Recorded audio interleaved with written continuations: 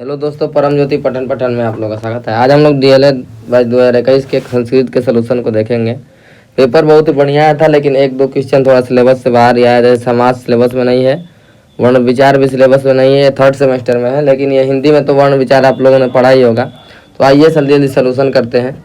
छ का उच्चारण छ का संयुक्त रूप है, तो छ किससे किससे मिलकर बनता है? क से और स से। लेकिन क और स में क्या होता है? ये आधा आधा अक्षर होता है और ये अपूरा होता है। तो इसको करेंगे तो क हो जाएगा। और स में किसी भी जो व्यंजन होता है वो पूर्ण रूप से नहीं उच्चारण होता है। जब उसमें जब स्वर ऐड हो जाता है तो वो पूरा हो जाता है। तो क और प्लस स ऐसे हो जाएगा।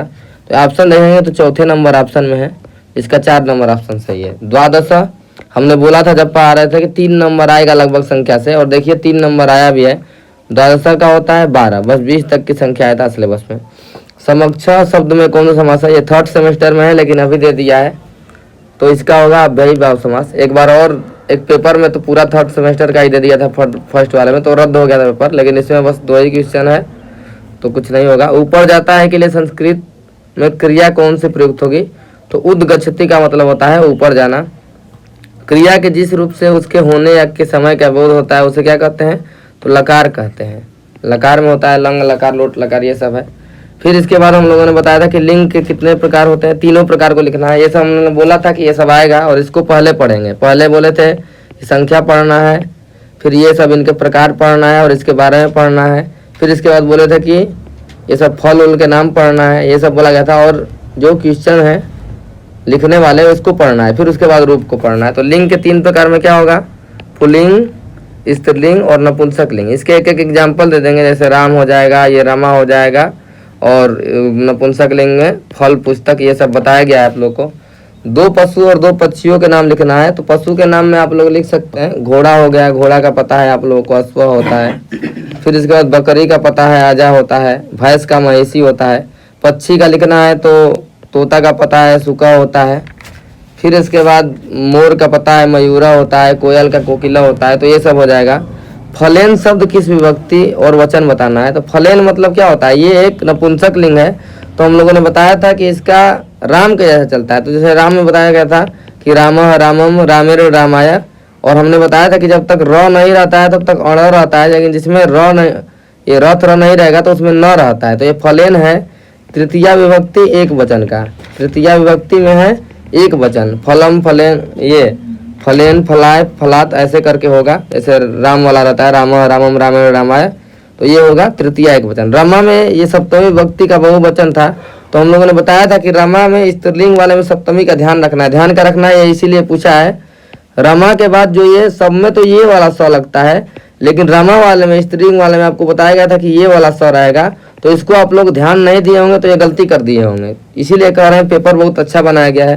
तो ये होगा रमासु में ये साप वाला स रहेगा। जो ये वाला स लिखा होगा तो उसका गलती हो जाएगा, ठीक। इसके बाद चाहिए के अर्थ में कौन सा लकार प्रयुक्त होता है? चाहिए के अर्थ में कौन सा लकार प्रयुक्त होता है? तो विधि लिंग लकार, ठीक। ये भी बताया गया था, ये सब बोला गया था कि ये सब आएगा। देखिए 1 नंबर ये, 1 नंबर ये भी कहा गया था, और ये दोनों भी बताया गया, सेम एकदम आया है वही सब। उत्तिष्ठ जागृत प्राप्य वरानी बोधत में का हिंदी अर्थ लिखना है। तो इसका मतलब होता है उठो, जागो और ध्येय की प्राप्ति तक मत रुको, ठीक, चाहे रुको मत। तो ये हो जाएगा इसका अर्थ। इसमें फिर इसके बाद आया 1 से 10 तक संख्या, वही लिखना है। एकम, द्वि, त्रीणि, चत्वारि, ऐसे करके लिखना है, ठीक। उसके बाद संस्कृत शिक्षण के विधि का ये सब लिख लिए होंगे। धातु को पता ही है, धातु रूप न करके इस पर धातु आ गया है, ठीक।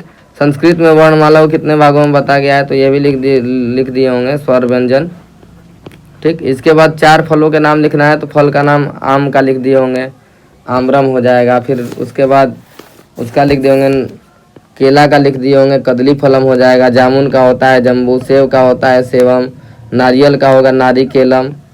तो ऐसे आप लोगों ने लिख दिया होगा, ठीक। इसके बाद ऑडियो वीडियो क्लिप ये सब लिख लिए होंगे। इसके बाद आते हैं ये अनुवाद वाला, जो कि इम्पोर्टेंट है। बालक हंसता है, देखिए ये लट लकार में है, हंसता है ता है ती यानी वर्तमान काल में है। तो इसमें क्या लगेगा? बालक है, एक बालक है तो क्या लगेगा? बालक, ठीक, एक वचन। तो एक वचन का ये प्रथम पुरुष का है, कर्ता, तो प्रथम पुरुष का वचन और क्रिया लगेगा। तो ये हंसता है, तो इसका क्या रहेगा, हस्ती लग जाएगा। ठीक, ये हो गया। फिर इसके बाद शीला ने पुस्तक पढ़ी, ये हो जाएगा भूतकाल का है, भूतकाल का है, तो शीला का तो शीला हो जाएगा।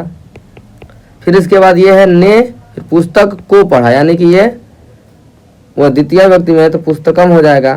ठीक, और पढ़ी का हो जाएगा, ये भूतकाल में तो अपठत होता है, अपठत, अपठताम, अपठन, ऐसे करके रूप चलता है इसका।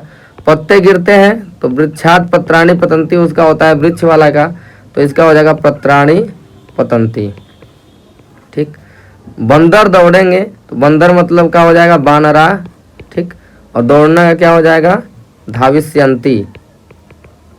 ठीक, बानरा धाविष्यंती, क्योंकि दौड़ेंगे हैं, ये बानरा मतलब एक बंदर नहीं है, इसीलिए ये लगेगा, ये बहुवचन का लगेगा क्रिया। ठीक, ये हो गया। तो ठीक है, आज के वीडियो के लिए इतना ही। आप लोग प्लीज़ कमेंट करके बताइएगा कि आप लोगों का कितना क्वेश्चन सही है। ठीक है, धन्यवाद, आपका दिन शुभ हो।